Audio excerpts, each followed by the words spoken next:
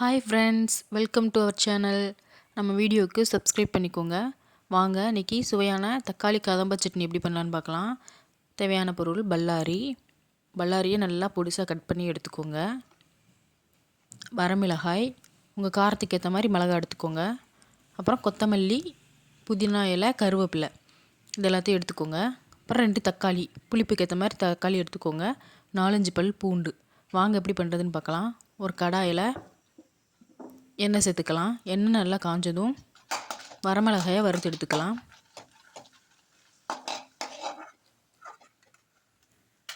நான் 2 Kashmiri chilli, 4 normal மிளகாய் எடுத்திருக்கேன்.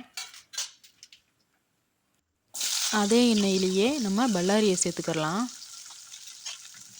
பல்லாரியை நல்லா இந்த மாதிரி பொடிசாக கட் பண்ணி எடுத்துக்கோங்க. அப்போ தான் வேகமாக வேகும், நமக்கு அரைக்கிறதுக்கும் ஈஸியாக இருக்கும். பல்லாரியை சேர்த்து பல்லாரியை நல்லா வதக்கி விட்டுறலாம். பல்லாரி ரொம்ப வதங்கணும்னு அவசியம் இல்லை, லேசாக கலர் சேஞ்ச் ஆனால் போதும்.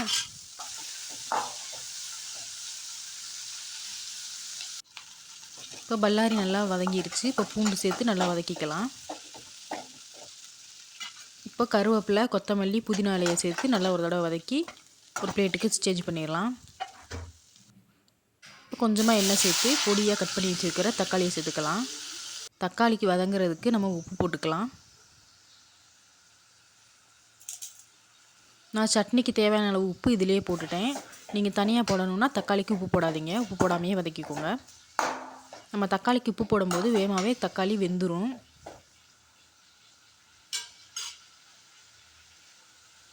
இப்போ தக்காளி நல்லா இந்த அளவுக்கு வெந்து வந்துருச்சு, எண்ணெய் பிரிஞ்சு வந்துருச்சு. நம்ம ஸ்டவ்வை ஆஃப் பண்ணிக்கலாம்.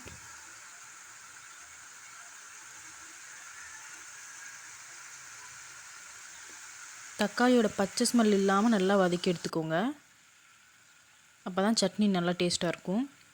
இப்போ மிக்ஸி ஜாரில் நம்ம வதக்கி வச்சுருக்கிற வத்தல்,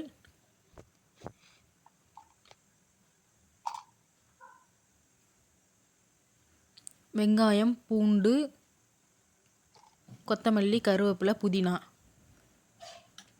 தக்காளி எல்லாத்தையும் சேர்த்து நல்லா மிக்சியில் அரைச்சி எடுத்துகிட்டு வந்துடலாம். இப்போ அரைச்சி எடுத்துகிட்டு வந்தாச்சு. நான் அதே மிக்ஸி ஜாரில் கொஞ்சமாக தண்ணி சேர்த்து சட்னியில் ஊற்றிக்கிறேன். ஊற்றிட்டு நல்லா ஒரு தடவை கலந்து விட்டுருங்க.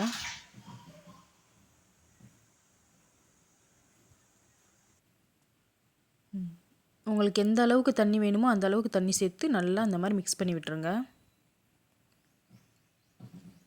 இப்போ சட்னிக்கு தேவையான தாளிப்பு சேர்த்துடலாம். ஒரு கடாயில் கொஞ்சமாக எண்ணெய் சேர்த்துக்கலாம். எண்ணெய் நல்லா சூடானதும் கொஞ்சமாக கடுகு சேர்த்துட்டு கடுகு நல்லா பொரியவும் கருவேப்பிலை சேர்த்துக்கலாம். அவ்வளோதான், சட்னியில் சேர்த்துட்டோம்னா நமக்கு சுவையான தக்காளி கதம்ப சட்னி தயார். இதை ட்ரை பண்ணி பார்த்துட்டு எப்படி இருக்குன்னு கமெண்ட் பண்ணுங்கள். தேங்க்யூ ஃபார் வாட்சிங்.